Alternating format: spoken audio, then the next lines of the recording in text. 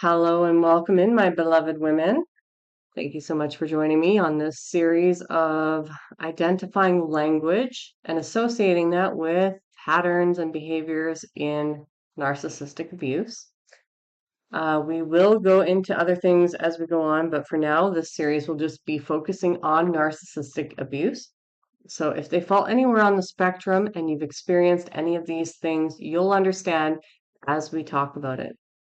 All right, so all these videos are going to be short just because I want to cover each one and to make it so simple that you're able to just take in a 10-bit, amount of information, 10-bit meaning like a 10-minute video series or like one video at a time in a chunk to be able to take that in and to integrate it fully, to fully see it, to understand it, and to watch it play out in your own personal life when it does happen, okay? So today we're going to be talking about triangulation. What is triangulation? How is it used? Triangulation is a way of using other people to counter or to manipulate one person's emotions, thoughts, or feelings about their reality.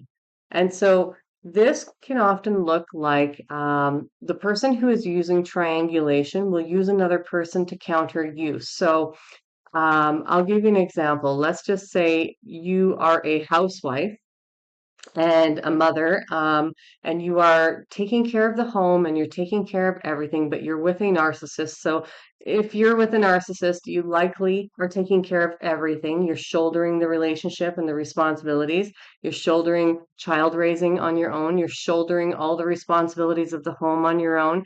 And for many of you, because a lot of narcissists will even financially abuse their spouses, victims. For many of you, they won't have a job either. So um, a lot of the times when this happens, when they're going to use triangulation.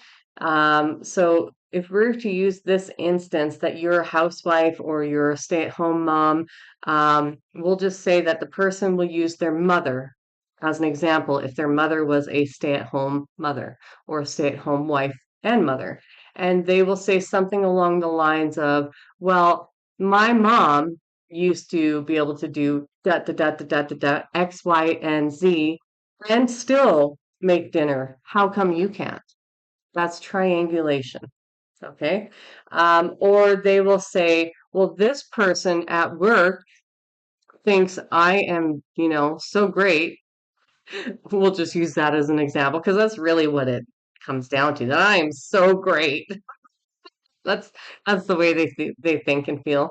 So this person thinks that I am so amazing. How come you don't? Or this person does this for me. How come you don't? Okay. That's one way of using triangulation in a more subtle way. It's not very subtle. It's going to cause a reaction within you. Okay. And that's intentional. It's to get that reaction to provoke you so that they can feed off of your energy, right? Get some narcissistic supply. And to create resentment towards those other people because they're also using you in that sense to triangulate against other people. And when you're not in the picture, when they're with other people, especially if they're living a double life, with which many of them are, and I won't class everybody in the one category of saying all of them are, but many of them are, they're going to use you as triangulation with that other person or people that they're living their double life with.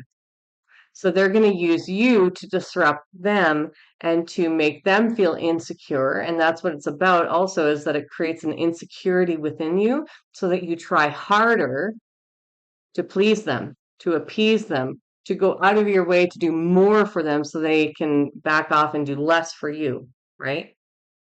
So triangulation is used in this way and in many different circumstances, but it can also be used as a weapon. Well, it's always a weapon, but it can be used as a more severe weapon when you are leaving, right? And this is one of the things that I personally did experience when I was leaving very toxic family dynamics and relationships, is that once I started to make it apparent that I was no longer interested in being in the relationship itself with the toxic narcissist, what I noticed was that behind the scenes, not just a smear campaign was taking place, but that specific people who would have been close to me were targeted specifically in order to manipulate their emotions so that they were triangulated against me so that then they would attack me. And so this is another way in which a narcissist will use these kinds of tactics, and that you have to become aware of yourself when you're leaving, because there is a more heinous way in which they will use that to try and keep you like stuck in that environment or with these people, or to cause the most damage that can possibly be caused, right? So especially if this was, say, a parent figure of yours, or a best friend, or your best cousin, or whatever, a sibling, somebody that you are particularly close to, they're going to target them. And by saying other things in order to triangulate them to be a weapon towards you. Does that make sense?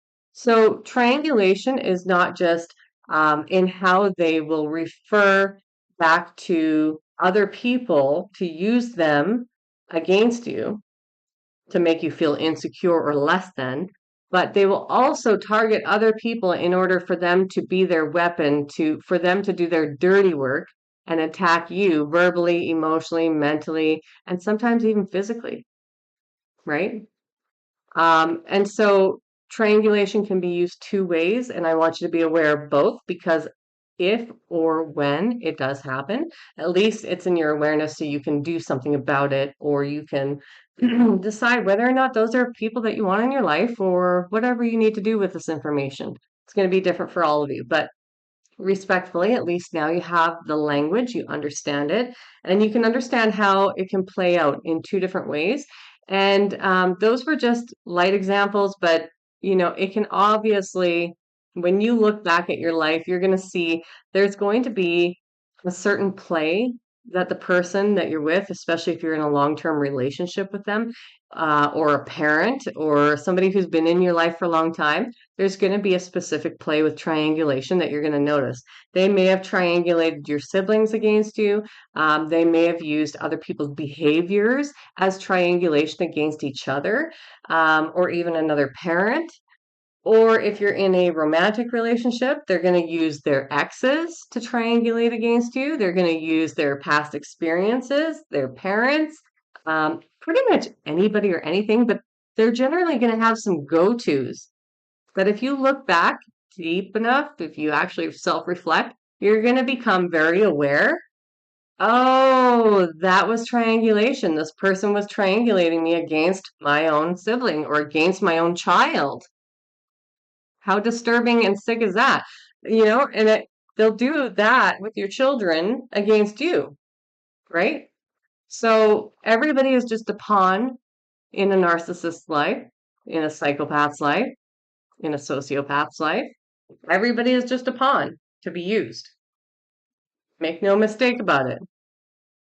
There's nothing else there. It's just, what can I get from you? And so this is one of the ways in which they shift your feelings about yourself so that you are easier to control, that you're easier to dominate.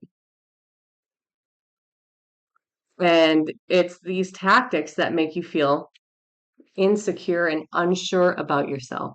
Used with gaslighting, which, if you haven't seen the previous video in this series, we talked all about gaslighting. These two used in conjunction really mess a person up and have them turning around in circles trying to find their way out, because it's so confusing to not understand your own reality anymore. And it happens over time. And if you're not aware of these things happening as they are happening, then it can get pretty insidious towards the end once you finally wake up, right? So become aware. of how triangulation is being used. And here's something to keep in mind. Many people were raised in narcissistic families under this kind of regime. But not everybody has developed full narcissism, right? It is a spectrum.